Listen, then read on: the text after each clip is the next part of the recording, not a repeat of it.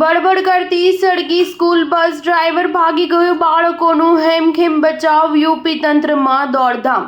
ગાઝિયાબાદના શાહીબાબાદમાં કૌશાંબી police station નજીક ગુરુવારે સવારે એક ખાનગી સ્કૂલ બસમાં આગ લાગી ગઈ। ડ્રાઈવર બસ છોડીને ભાગી ગયો। રાહતની વાત એ રહી કે બાળકોને સુરક્ષિત બહાર કાઢી લેવાયા। માહિતી મળવા પર ફાયર બ્રિગેડે ઘટના સ્થળે પહોંચીને આગ પર કાબુ મેળવી લીધો। બસમાં આગ લાગતા જ બાળકો ચીસો પાડવા લાગ્યા હતા। બાળકોની ચીસોનો અવાજ સાંભળીને અમુક લોકો દોડીને આવ્યા અને સમયસર બાળકોને બચાવી લેવાયા। તે બાદ પોલીસ અને ફાયર વિભાગને આગની માહિતી આપવામાં આવી। જાણકારી અનુસાર વૈશાલી ફાયર સ્ટેશન પર ગુરુવારે સવારે માહિતી મળી। સ્કૂલ બસમાં આગ લાગવાની માહિતી મળતા જ અધિકારીઓના હાથ પગ ફૂલી ગયા।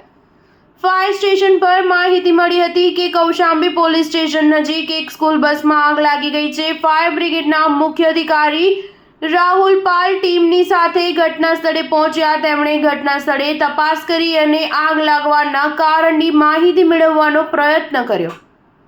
જો કે હજુ એ ખબર પડી નથી કે બસમાં આગ કેવી રીતે લાગી। પોલીસના જણાવ્યા અનુસાર બસમાંથી ધુમાડો નીકળી રહ્યો હતો। બાળક બસમાંથી ઉતરી રહ્યા હતા। બાળકોને ઝડપથી બસમાંથી ઉતારવામાં આવ્યા ત્યારે બસથી આગની જ્વાળાઓ નીકળવા લાગી। જ્યારે બાળકોના વાલીઓને બસમાં આગ લગાવવાની માહિતી મળી તો તેઓ ચોંકી ગયા। તમામ બાળકોના પરિવારજનો અફરાતફરીમાં ઘટના સ્થળે પહોંચ્યા। જ્યારે બાળકોને બસમાંથી સુરક્ષિત બહાર કાઢવામાં આવ્યા ત્યારે તમામ વાલીઓએ રાહતના શ્વાસ લીધા। તે બાદ તમામ વાલી પોતપોતાના બાળકોને ઘરે લઈ ગયા। આ ઘટનાથી બાળકોની અંદર ડર બેસી ગયો છે। તપાસમાં સામે આવ્યું છે કે આ બસ દિલ્હી પ્રીત વિહારના મધર્સ ગ્લોબલ સ્કૂલની છે। બસમાં લગભગ 16 બાળકો સવાર હતા। ફાયર બ્રિગેડના મુખ્ય અધિકારી રાહુલ પાલે જણાવ્યું કે આગ લાગવાનું કારણ શોર્ટ સર્કિટ માનવામાં આવી રહ્યું છે। ઘટના દરમિયાન ડ્રાઈવર બસ છોડીને ભાગી ગયો હતો।